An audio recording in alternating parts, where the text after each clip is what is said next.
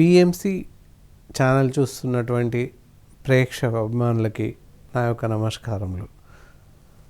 ప్రతిరోజు నా యొక్క కార్యక్రమాలు చూస్తున్నారని అనుకుంటున్నాను. నా పేరు డాక్టర్ డి బాలకిషన్, ఆయుర్వేద వైద్యరత్న. గత ఎపిసోడ్లో రకరకాల వ్యాధుల గురించి, అవి వస్తే మనం తీసుకోవాల్సినటువంటి జాగ్రత్తల గురించి తెలుసుకొని ఉన్నాం. అలాగే ప్రతి మనిషికి, ప్రతి జీవికి ఆరోగ్యం చాలా ప్రధానమైనవి. మనిషి మనుగడ సాగించాలన్నా, ఏ వృత్తిలో నైపుణ్యత చేకూర్చాలన్నా ఆరోగ్యంగా ఉండడం ఎంతైనా అవసరం. మనిషి ఆరోగ్యంగా లేనట్లయితే ఏ పని చేయలేడు. వారు చేస్తున్నటువంటి వృత్తి యందు ఏకాగ్రత నిలపలేకపోతాడు. దానివల్ల పనిలో అలక్ష్యం, మనం చేస్తున్నటువంటి వృత్తిలో నైపుణ్యతని సాధించలేకపోతాడు. దానివల్ల మనకి, మన చుట్టూ ఉన్న సమాజానికి ఎంతో నష్టం చేకూరుతుంది. సో దానివల్ల మనం ఎంత నేర్చుకున్నప్పటికీ, ఎంత తెలుసుకున్నప్పటికీ ఇంకా తెలుసుకోవాల్సినటువంటి వ్యాధులు, అవి రావడానికి గల కారణాలు ఇత్యాది విషయాలు ఎన్నో ఉన్నాయి. మనకు తెలిసింది కాస్తంతే, ఇంకా తెలుసుకోవాల్సింది చాలా ఉంది. కావున దయచేసి మేము చెప్తున్నటువంటి ఈ కార్యక్రమాన్ని చాలా జాగ్రత్తగా గమనించి అవసరమైన జాగ్రత్తలు ఇత్యాది విషయాలు పాటిస్తారని అనుకుంటున్నాను. ప్రతి మనిషికి మూత్రపిండాలు చాలా ముఖ్యమైనటువంటి అవయవాలు. శరీరంలో మనిషి తీసుకునేటటువంటి ఆహారం జీర్ణమవడానికి నీరు ఎంతో ప్రాముఖ్యతను చేకూరుస్తుంది. ప్రతి మానవునికి మూత్రం సరఫరా, మూత్ర విసర్జన అనేది ఎంతో అవసరం. మూత్రం ద్వారా మన శరీరంలో వెలువడేటటువంటి మలినాలను మూత్రం ద్వారా బయటకు పంపించేస్తాము. కాబట్టి ఈ మూత్ర విసర్జన, మూత్రం తయారీ విధానం అనేది చాలా అవసరం. అసలు మూత్రంలో ఏముంటుంది, ఎందువల్ల బయటకు వెలువడాలి అంటే, మూత్రంలో 95% నీరు ఉంటుంది. మిగతా 5%లో ఆర్గానిక్, ఇనార్గానిక్ సాల్ట్స్ ఉంటాయి. సో ఆర్గానిక్ కాంపౌండ్లు చూసినట్టయితే రకరకాల ఆల్బమిన్స్, షుగర్స్, కీటోన్ బాడీస్ వగైరా ఇలాంటి సబ్ మినరల్స్ ఉంటాయి. ఇవి ఉండాల్సిన స్థాయిలో ఉంటే మనకేమవ్వదు. అలా కాకుండా అత్యధికంగా పెరిగిపోవడం కానీ ఇలాంటివన్నీ సంభవించినప్పుడు కిడ్నీ జబ్బులు వచ్చే అవకాశం ఉంది. ఉదాహరణకి మనం ఆల్బమిన్ మూత్రం ద్వారా వెళ్తుంది అనుకున్నట్లయితే దాని ద్వారా శరీరం, పాదాలు, ఇతర అవయవాలు వాపుకు లోనవడం, ఉబ్బిపోవడం జరుగుతుంది. గుంటలు పడుతూ ఉంటాయి. సో దీనివల్ల నీరసం రావడం, చేత కాకపోవడం అనేది జరుగుతూ ఉంటుంది. అలాగే షుగర్ అందరికీ తెలుసు, డయాబెటీస్ అంటారు, దాన్నే షుగర్ అని అంటారు. సో ఈ షుగర్ కూడా ఉన్నప్పుడు, మూత్రం ద్వారా వెలువడినప్పుడు చాలా నిస్తారణంగా ఉండడం, షుగర్ మొదటిసారిగా వచ్చినప్పుడు దాహం బాగా వేయడం జరుగుతుంది. అధిక మూత్రం కూడా వస్తుంది. మినిమం డయాబెటీస్ కండిషన్లో అత్యధికంగా షుగర్ పేరుకుపోయినప్పుడు 5 నుంచి 6 లీటర్లు, 8 లీటర్ల వరకు పర్ డే మూత్ర విసర్జనకు వెళ్ళాల్సిన పరిస్థితి ఏర్పడుతుంది. సో ఈ డయాబెటీస్ ఉండడం వల్ల ఇతరత్ర వేరే జబ్బులు, వేరే రకాల వ్యాధులు వచ్చే అవకాశం కూడా ఉంది. ఇంకా ఇలా చెప్తూ పోతే బైల్ సాల్ట్స్, బైల్ పిగ్మెంట్, యూరోబిలినోజన్ ఇవి కనుక యూరిన్లో వెలువడినట్టయితే దాన్ని జాండిస్ అని అంటాము, పసిరికలు అని అంటాము. అంటే మూత్రం పరీక్ష ద్వారా పసిరికలు ఉన్నవా లేవా అనేది కూడా తెలుసుకోవచ్చు. మామూలు సాధారణ మూత్ర పరీక్ష ద్వారా ఇన్ని రకాల పరీక్షలు మనం తెలుసుకునే అవకాశం ఉంది. ఏంటి, ప్రోటీన్స్ లేదా ఆల్బమిన్స్ వెళ్తున్నాయా లేదా తెలుసుకునవచ్చును, షుగర్ వెళ్తుందా లేదా తెలుసుకోవచ్చును. అలాగే ఈ బైల్ పిగ్మెంట్, బైల్ సాల్ట్స్, యూరోబిలినోజన్ ఉన్నాయా అనేది తెలుసుకునే అవకాశం ఉంది. ఈ పైన తెలిపినటువంటి లక్షణాలు ఏవైనా ఉన్నట్లయితే వాటికి సంబంధించినటువంటి వైద్య చికిత్సలను మేము అందించే అవకాశం ఉంది.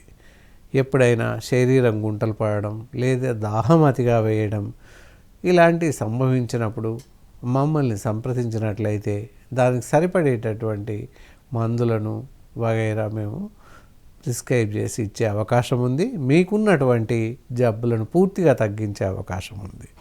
దీని తర్వాత మైక్రోస్కోపికల్ ఎగ్జామినేషన్లో పస్ సెల్స్ అని, ఎపిథీలియల్ సెల్స్ అని ఇత్యాది రకాల అన్వాంటెడ్ బ్యాక్టీరియల్ ఆర్గానిజమ్స్ ఉంటాయి. ఇలా చాలా రకాలుగా వెజిటేటివ్ టేప్ ఫార్మ్స్, బ్యాక్టీరియాస్, ఇలా రెడ్ సెల్స్ వగైరా వగైరా మూత్రం ద్వారా వచ్చే అవకాశం ఉంది. ఇందులో ఏవైనా కూడా 6-7కు మించి వచ్చినట్లయితే శరీరం అనారోగ్యానికి పూర్తిగా లోనైనట్లే లెక్క. సో అవన్నీ కూడా మేము మాలాంటి వైద్యులము పరీక్ష జరిపిన తర్వాత దాన్ని సరిగా పరిగణలోకి తీసుకొని మీకేమైంది అనే విషయాన్ని పరిగణలోకి తీసుకొని సరైన వైద్య చికిత్స అందించే అవకాశం ఉంది. అలాగే ఇంకా ఆర్గానిక్ సాల్ట్స్ అని అనుకున్నాం. ఆర్గానిక్ సాల్ట్స్లో యూరిన్ యూరియా, యూరిన్ నైట్రోజన్ చెప్పేసి ఉంటాయి. అలాగే బ్లడ్ యూరియా అని కూడా ఉంటుంది.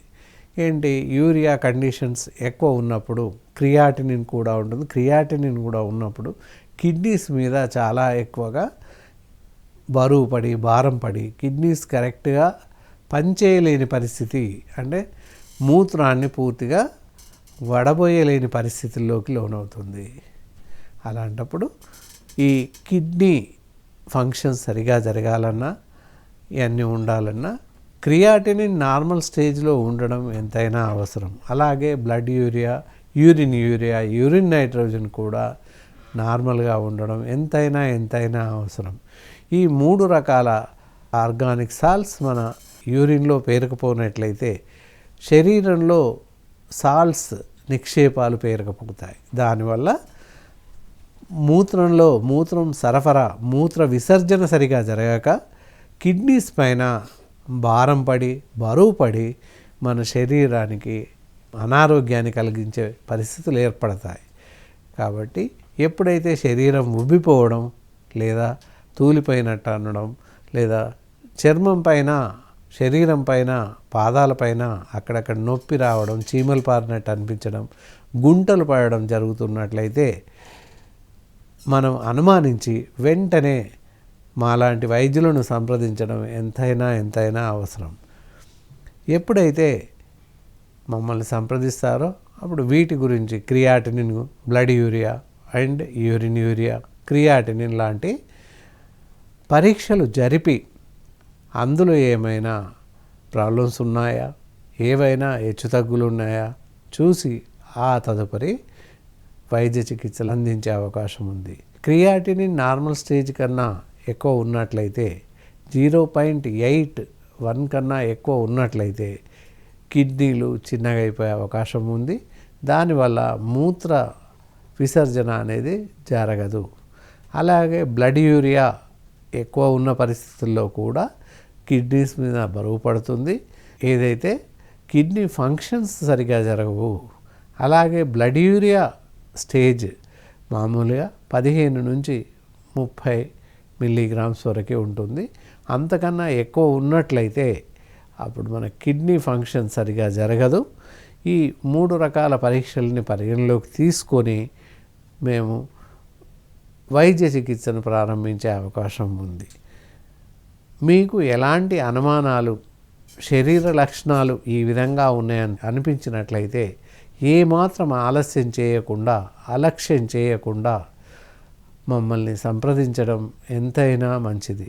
అలా కానట్లయితే కిడ్నీ జబ్బుకు లోనై మళ్ళీ సరిదిద్దుకోలేని పరిస్థితి ఏర్పడుతుంది. కిడ్నీలు చెడిపోవడం, తర్వాత కిడ్నీ ట్రాన్స్ప్లాంటేషన్కి వెళ్ళడం లేదా డయాలిసిస్కి పూర్తిగా వెళ్ళాల్సిన పరిస్థితి ఏర్పడుతుంది. అందుకే ప్రారంభ దశలో ప్రాథమికంగా మీకు ఏమాత్రం ఇలాంటి లక్షణాలు కనిపించినట్లయితే మీరు వెంటనే ఏమాత్రం అశ్రద్ధ చేయకుండా మంచి అనుభవజ్ఞులైన అటువంటి మాలాంటి ఆయుర్వేద వైద్య నిపుణులను సంప్రదించినట్లయితే మీకు మంచి వైద్యం అందించే అవకాశం ఉంటుంది. మీకు ప్రాణహాని తప్పించడానికి మేము ప్రయత్నాలు చేసి మంచి చికిత్సను అందించే అవకాశం ఉంది. కావున ఏమాత్రం అలక్ష్యం చేయకుండా మమ్మల్ని సంప్రదించడం ఎంతైనా మంచిది. ఇలా జరిగినప్పుడు యూరియా కానీ, క్రియాటినిన్ కానీ, నైట్రోజన్ ఇలాంటివి ఒకవేళ శరీరంలో పేరుకుపోయినాయి అనుకున్న పరిస్థితుల్లో మా వైపు నుండి మేము సరైన వైద్య చికిత్సలు అందిస్తాము.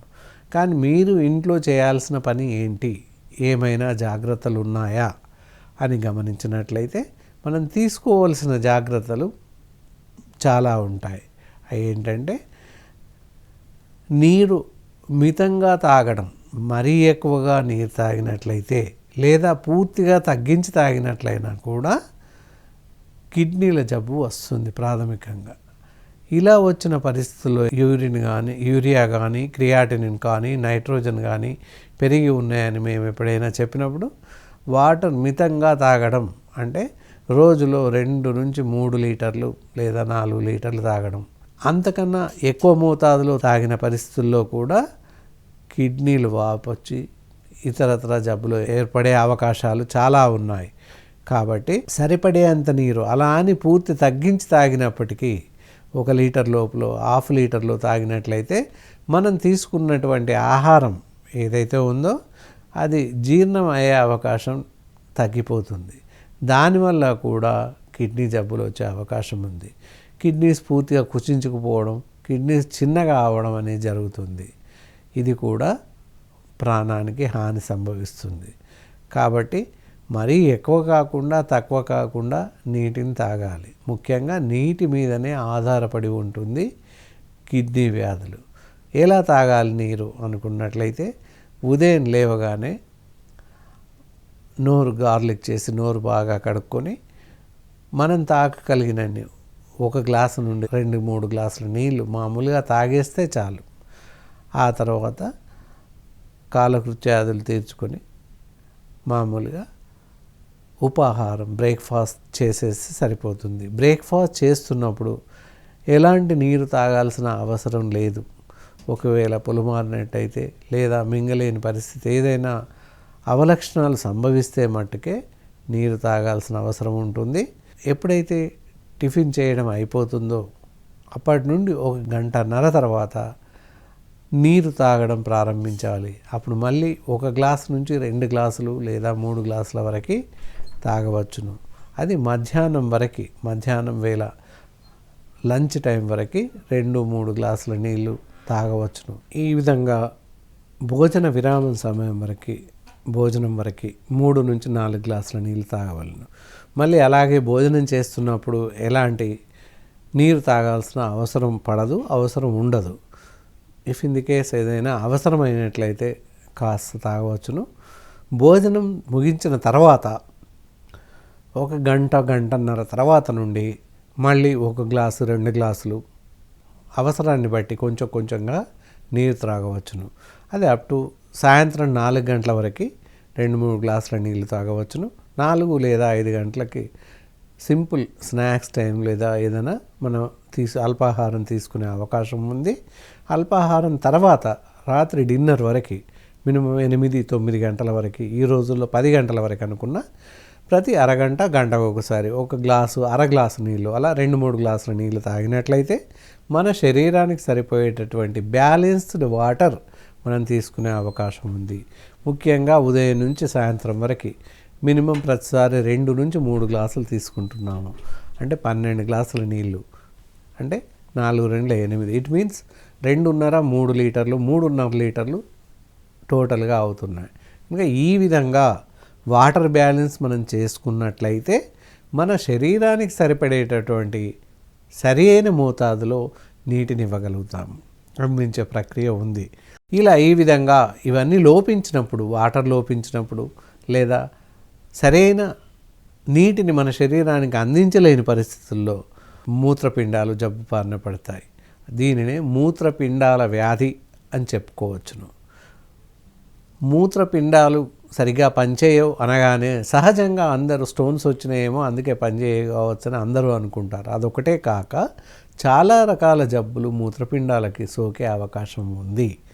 ఫిల్టరేషన్ ఫర్ యూరిన్ అంటే యూరిన్ ఫిల్టరేషన్ సరిగ్గా జరక్క, బ్లడ్ ఫిల్టరేషన్ GFR అంటారు, గ్లామర్లాల్ ఫిల్టరేట్ రేట్ అంటారు, బ్లడ్ సరిగా ఫిల్టర్ కాక రక్తంలో ఉన్నటువంటి మలినాలను త్వరగా తీసేయలేని పరిస్థితి ఏర్పడినప్పుడు ఈ శరీరం అంతా కూడా మలినాలు పేరుకుపోతాయి. సో దానివల్ల చాలా రకాల జబ్బులు, రకరకాల వ్యాధులు వచ్చే అవకాశం ఉంది. ముఖ్యంగా మూత్రపిండాల వ్యాధి బారిన పడే అవకాశం ఉంటుంది. కావున ఇత్యాది జాగ్రత్తలు పాటిస్తూ ఉంటే మంచిది. మరి ఎలాంటి ఆహారం తీసుకోవాలి అనుకున్నట్లయితే తేలికగా జీర్ణమయ్యేటటువంటి ఆహారం ఎల్లవేళలా తీసుకోవడం ఎంతైనా మంచిది. డీప్ ఫ్రై ఫుడ్స్ అలాంటివి అసలే తీసుకోకూడదు. అంతేకాక బయట చిరుతిళ్ళు, బయట భోజనాలు మానేయడం ఎంతైనా మంచిది. బయట fry fruits, junk foods, breads, cakes, ముఖ్యంగా శీతల పానీయాలు, కూల్ డ్రింక్స్ అసలే సేవించకూడదు. దానివల్ల మూత్రపిండాలకి చాలా ప్రమాదం ఉంది. ఒక పరిశోధనలో వెల్లడైన విషయాలు ఏంటంటే శీతల పానీయాలు తీసుకోవడం వల్లనే కిడ్నీస్లో స్టోన్స్ ఫార్మేషన్ వస్తున్నాయని ఒకానొక పరిశోధనలో తేటతెల్లమైంది. ఈ రకరకాల జబ్బులు కూడా వస్తున్నాయి. ఎందువల్ల అంటే ఈ శీతల పానీయాలన్నీ కూడా కార్బైడ్ కలిగి ఉంటాయి. ఈ వాయువు వల్ల మన శరీరానికి హాని జరుగుతుంది. కాబట్టి శీతల పానీయాలు అసలే తీసుకోకూడదు. అవసరమైనట్లయితే పళ్ళ రసాలు, పళ్ళు డైరెక్ట్గా తినడం ఎంతైనా మంచిది. రకరకాల సలాడ్స్ లేదా కూరగాయల నీరు అంటే కూరగాయలు ఉడకబెట్టినటువంటి తద్వారా వచ్చినటువంటి నీటిని తీసుకోవడం, లేదా రసాలు, పళ్ళ రసాలు, పండ్లు, తర్వాత ఈ మనం వాడుతున్నటువంటి ఇమ్లి, చింతపండు ద్వారా వచ్చేటటువంటి రసం కానీ, చార్లు కానీ, ఇలాంటి లిక్విడ్ ఫుడ్స్ ఎక్కువగా తీసుకోవడం కూడా చాలా మంచిది. మజ్జిగ, పాలు ఇవి యథావిధిగా తీసుకోవచ్చును. ఏదైతే డయాబెటీస్ కాకుండా మామూలు వాళ్ళు షుగర్ కంటెంట్ ఫుడ్ తీసుకోవచ్చును. ఎలాంటి నిబద్ధత లేదు. ఒకవేళ డయాబెటిక్ పేషెంట్స్ ఉన్నట్లయితే ఈ తీపి పదార్థాలను పూర్తిగా మానివేయడం చాలా మంచిది. ఎందుకంటే దానివల్ల చాలా రకాల జబ్బులు వచ్చే అవకాశం ఉంది. ముఖ్యంగా డయాబెటీస్, షుగర్ శాతం శరీరంలో, రక్తంలో ఎక్కువ అవుతుంది, మూత్రంలో కూడా ఎక్కువ అవుతుంది. కాబట్టి కిడ్నీ ఫంక్షన్స్ మీద, మూత్రం పిండాల మీద ఎక్కువగా భారం పడే అవకాశం ఉంది. కాబట్టి డయాబెటీస్ పేషెంట్స్ షుగర్ వాడకపోవడం, తీపి పదార్థాలను, స్వీట్స్ని తినకపోవడం చాలా మంచిది. స్వీట్స్ లేనటువంటి పదార్థాలు ఏవైనా తీసుకునవచ్చును. అలాగే బీపీ కలిగి ఉన్నటువంటి పేషెంట్స్ ఉప్పును, కారాన్ని మితంగా వాడడం మంచిది. అసలే వాడకపోవడం కాదు, మితంగా వాడడం వల్ల బీపీ అదుపులో ఉంటుంది. దానివల్ల ఎలాంటి అవలక్షణలు సంభవించవు. అలా ఈ జాగ్రత్తలు తీసుకున్నట్లయితే ఈ మూత్రపిండాల వ్యాధి బారిన పడకుండా ఉండే అవకాశం ఉంటుంది. ఒకవేళ మూత్రపిండాల బారిన పడినప్పటికీ ఈ ఆహార నియమాలు పాటించినట్లయితే చాలా బాగా త్వరగా కోలుకునే అవకాశం ఉంది. ఇంకా రైస్ వాటర్ కానీ, రాగితో చేసినటువంటి జావ కానీ, సజ్జలు, జొన్నలతో చేసినటువంటి సూప్స్, కార్న్ సూప్స్ లాగా ఈ సూప్స్ ఉంటాయి. అలా సూప్స్ తయారు చేసుకొని తాగడం వల్ల కూడా శరీరానికి మంచి శక్తి వస్తుంది. తద్వారా ఈ యూరినేషన్ అనేది బాగా జరుగుతుంది. ఈ రకరకాల జబ్బులు రాకుండా ఉండే అవకాశం ఉంటుంది. కాబట్టి ఎక్కువ మట్టుకు తృణధాన్యాల ద్వారా తీసినటువంటి లిక్విడ్ సూప్స్ అంటాము. అలా సూప్స్ తీసుకోవడం ఎంతైనా మంచిది. ఈ స్టోన్స్ లేని వాళ్ళు కూరగాయల టమాటో సూప్ కూడా తీసుకోవచ్చును. ఒకవేళ కిడ్నీ స్టోన్స్ ఉన్న వాళ్ళు మట్టుకి పాలకూర, చుక్కకూర, టమాటా ఈ మూడు పదార్థాలు పూర్తిగా తినకూడదు. మరియు వీటి ద్వారా ఎలాంటి రసాలు కానీ సూప్స్ కానీ తీసుకోకూడదు. అది కాకుండా మిగతా పప్పు ద్వారా తయారు చేసే సూప్స్ కానీ మిక్స్డ్ వెజిటేబుల్ లేదా సపరేట్ వెజిటేబుల్స్ అన్ని రకాల వెజిటేబుల్స్తో స్టాక్ తయారు చేసుకోవచ్చు. దాన్నే నీరు ఉడకబెట్టగా వచ్చినటువంటి నీరు తాగడం ఆరోగ్యానికి చాలా చాలా మంచిది. దాని ద్వారా పూర్తి ఎనర్జెటిక్గా చాలా శక్తివంతంగా తయారయ్యే అవకాశం ఉంటుంది. చాలా త్వరగా ఎనర్జీ వస్తుంది. కాబట్టి మన శరీరాన్ని నిస్సత్తువ నుంచి తొందరగా బయటపడే అవకాశం ఉంటుంది. ఎప్పుడైతే మూత్రపిండాల వ్యాధి వస్తుందో ఇలాంటి తేలిగ్గా జీర్ణమయ్యేటటువంటి ఆహార పదార్థాలు, ఘన పదార్థాలు అండ్ లిక్విడ్ ఫుడ్స్ అన్నాం కదా, ఈ విధంగా తీసుకోవడం వల్ల అందులో ఓన్లీ ప్రోటీన్స్ ఉంటాయి, మంచి పీచు పదార్థాలు ఉంటాయి. కాబట్టి మంచి సబ్ మినరల్స్ శరీరానికి అందుతాయి. కాబట్టి తొందరగా మూత్రపిండాల వ్యాధి నుంచి బయటపడే అవకాశం ఉంది. మితంగా నీరుని తీసుకోండి, ఆహార పదార్థాలు అన్నీ తీసుకోండి. ఏది ఇద్దమిద్దంగా ఆపేయాల్సిన అవసరం లేదు. మామూలుగా రోజు సాయంత్రం బార్లీ నీళ్ళు అంటారు, బార్లీ దొరుకుతాయి. బార్లీ విత్తనాలు గోధుమల్లాగానే ఉంటాయి కానీ తెల్లగా ఉంటాయి. ఈ విత్తనాలు 2 టీ స్పూన్ల బార్లీ విత్తనాలకి 200 ml వాటర్ వేసి బాగా మరిగించి ఆ నీటిని రోజు సాయంత్రం తాగినట్లయితే ఇలా మూత్రపిండాల వ్యాధిన బారిన పడిన వాళ్ళు తొందరగా కోలుకునే అవకాశం ఉంది. కాబట్టి ప్రతిరోజు తప్పకుండా తాగడం మంచిది.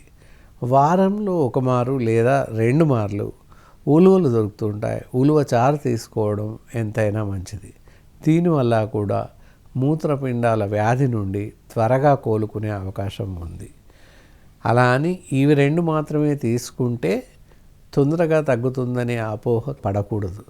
తప్పకుండా వైద్యులను సంప్రదించి వారు సూచించినటువంటి మందులను వాడుతూ దానితో పాటుగా ఈ ఆహార నియమాలు పాటించడం ఉత్తమం. అంతేకాని ఆహార నియమాలు పాటిస్తున్నాం ఇంకా మందులు వాడాల్సిన అవసరం లేదు అనే అపోహ పడతారు చాలామంది. అది ఎంత మాత్రం నిజం కాదు. కావున వైద్యులను సంప్రదించండి, మందులతో పాటుగా ఆహార నియమాలు పాటించండి.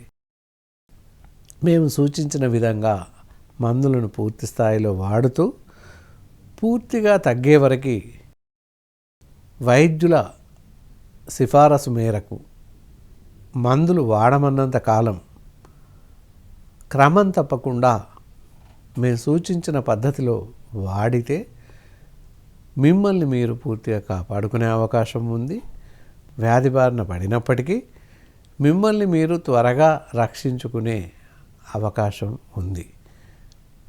కావున ప్రేక్షకులంతా ఈ కార్యక్రమాన్ని వీక్షిస్తున్నటువంటి వాళ్ళంతా కూడా ఇలాంటి జబ్బుల బారిన పడకుండా, ఒకవేళ పడ్డప్పటికీ పూర్తిగా మనల్ని మనం రక్షించుకునే అవకాశం ఉంటుంది.